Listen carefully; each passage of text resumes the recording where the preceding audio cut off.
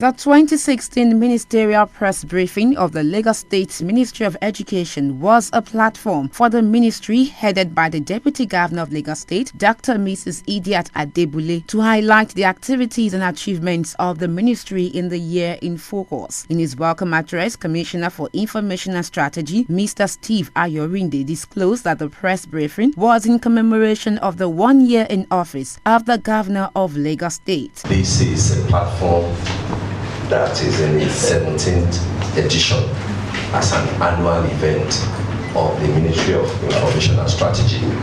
And the whole aim is to ensure that every time that an administration is celebrating its anniversary, we spend about 5-6 weeks inviting each ministry to come and render account of their stewardship. Let me say that this is a platform that will endure throughout the administration of His Excellency, the Governor, Mr. Akinwumi Ambode. We are here to listen to your good selves, to know how far we have come in the last 12 months or thereabout in the Education Ministry, which you superintend over. While presenting the scorecard of the ministry, the Deputy Governor stated that the Akinwumi Ambode administration has been fulfilling its electioneering campaign in the area of education with the aim of providing quality education of international standard while reducing the burden of parents in academic pursuit of their children and wards. 3 new schools have been established. Tomaro Senior Secondary School, Tomaro Island in Amu Ward of Ofinle Community Junior Secondary School of Ofinle in Igbobo Ikorodu, and Odo Ayondelu Onosa Junior Secondary School, Odo Ayondelu in Epe. We still have more coming up. We intend to continue to provide schools in those areas that are just developing and students don't need to travel to get to schools. And of course, the ministry is committed to ensure that all the students in school are catered for, and not only that we did our best to protect them so that they can continue to learn under a conducive atmosphere. So aggressive reconstruction of fences across the state is ongoing. We have also strengthened our liaison with the police to ensure that they consciously patrol the school environment to forestall any security breach. She stated that the Lagos State government paid 561 million naira as West African Examination Council fee for senior secondary school students who sat for the May-June 2016 examination in the state. His Excellency the Governor had to pay a fee for students. About 44,000, and 5 of these students were paid for, and the total cost of this is 561 million was paid. We must again appreciate the fact that before that we held the mock examination, which was a relief to the payments. We have moved from the era of just paying all of them in necessary students WAEC fee.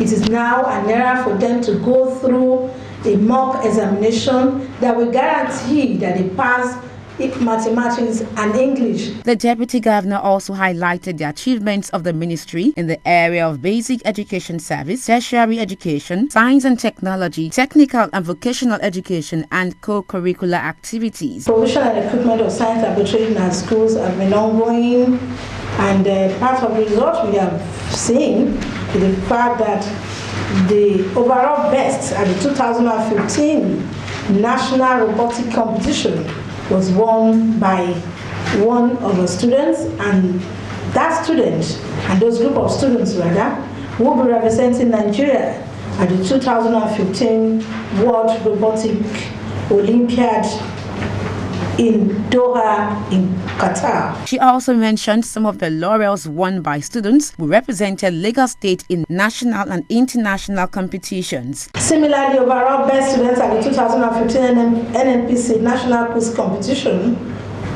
held at Osogbo. We also won that. As for special education, we did have an International Day of Persons Living with Disabilities And at the event, 16 persons among them were recognized in view of all the wonderful things, that they've been able to do despite their disability. The Deputy Governor also emphasized the importance of the Support Our School Initiative program, which is ongoing. To the glory of God, a lot of these organizations have been coming to do one thing or the other. I therefore use this opportunity to call on others who are yet to partner with us to say there's still a lot that can be done together to improve the status of education in the state.